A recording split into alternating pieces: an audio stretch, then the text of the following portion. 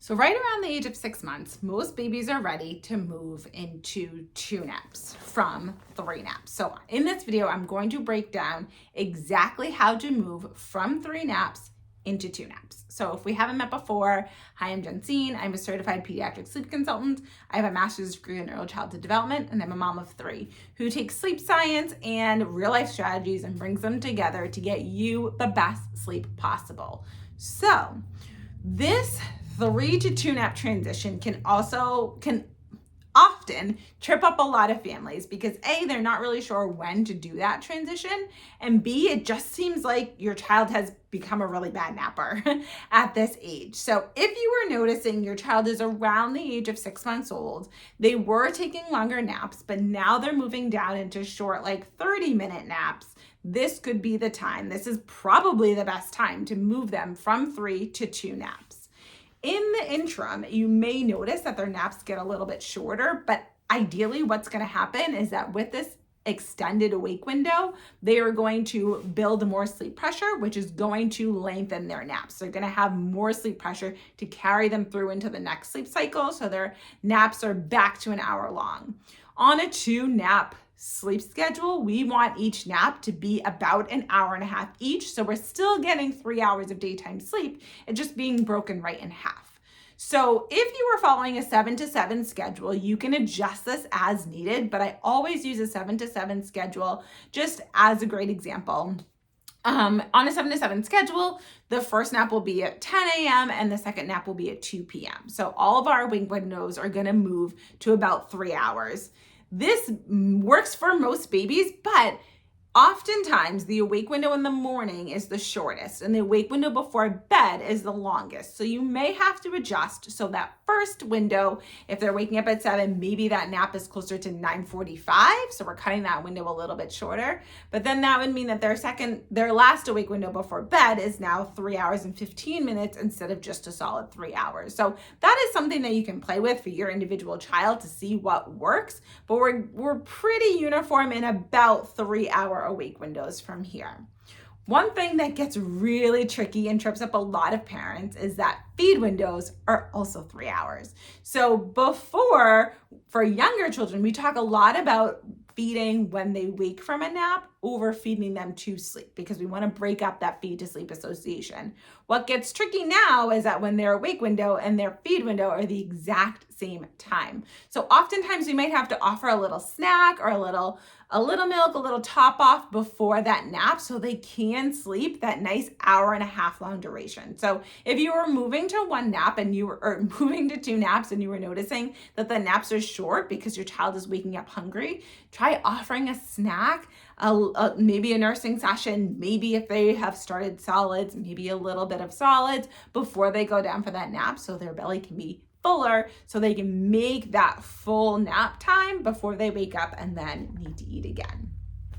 So as we're moving this nap, we want to start off small. So we're going to move the first nap, about 15 minutes back every 2 days. We're going to give them a little bit of adjustment time. We're not just going to go from a 2-hour wake window to a 3-hour wake window. That is definitely going to cause them to be overtired, and your days are going to be miserable with a very, very cranky baby. But if we're just moving it back by 15 minutes every 2 days, that's going to be so minimal, they're not really going to notice. And it's going to be easy to keep your baby up for an additional 15 minutes, a lot easier than it would be to keep them up for a full hour. So you might have to feel like you're like pulling out all the stops a little bit, where you're like, look out the window, let's go over here, let's do this, let's play with this toy. A little bit more to keep them engaged during that last 20 minutes to really keep them up that extended period, but it should not feel like it's anything that's unmanageable. It should not feel like you were literally holding their eyelids open because that's just not helpful for anybody. So if your child is truly overtired, really like putting their head down on the floor, trying to close their eyes, crying and screaming because they're so tired, it's not worth it to force them. So we want to gently help them move, but if they're not ready and they need a little bit of a shorter awake window, then they're just not ready. What often can happen is at the end of the day, we're going to have this weird period, especially if their 2 naps, if they A, haven't been able to make a full 3-hour wake window, or B, have been able to do the full 3-hour wake window, but their naps are not the full hour and a half that we would like them to be, then you're gonna have this weird time at the end of the night that you're not really sure what to do with. We never wanna move bedtime up more than 30 minutes because we still want their body clocks to be set to that consistent time where they fall asleep around the same time every single night so their body knows to get tired then.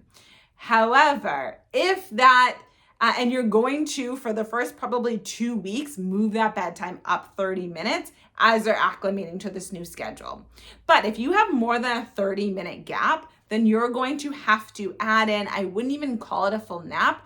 We're gonna do just a little bit of a snooze. So we're gonna go for a drive in the car, do an errand, maybe they sleep for 5 minutes.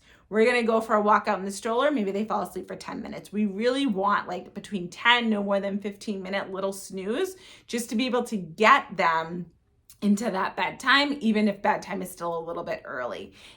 I wouldn't even try to do it in the crib, honestly, because if they fight it at all, then we are gonna run into some problems with bedtime. So I would just do something that tried and true is going to get them to sleep pretty quickly.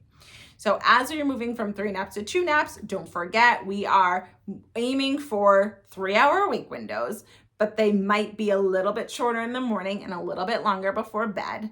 We're aiming for about a 10 and 2 nap on a 7 to 7 schedule, but you can adjust that as needed. And we probably are going to be moving bedtime up for the first 2 weeks while they are adjusting to this new schedule.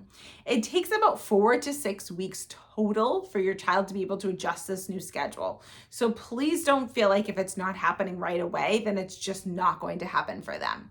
Once you start to make this transition, you really want to stay focused on this transition. We don't want to waffle back and forth between 3 and 2 naps because that's going to cause a lot of confusion and their body is never actually going to know when they should be sleeping. So once we make the decision and we start this transition into 2 naps, we're going to continue with that transition until they are fully on their 2-nap schedule. If you have any questions, I do also have this broken down into something that I can send directly to your email. So all you have to do is comment schedule if you want the PDF of this broken down exactly how to do this transition from 3 to 2 naps.